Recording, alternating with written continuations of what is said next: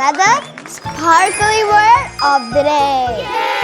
Are you ready to learn a magical sounding word that makes people go, wow, when you walk into a room? Oh, yeah. Today's word is charisma.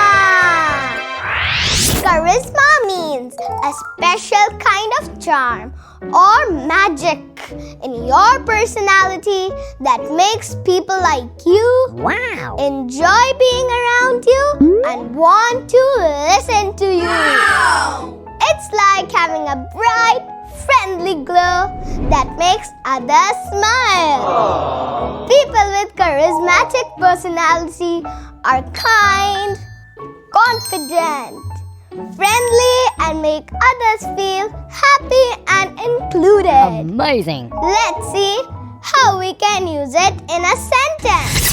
My friend has so much charisma. Everyone loves talking to her. A good leader needs charisma to inspire people. When he smiles and speaks kindly, his charisma makes everyone feel good.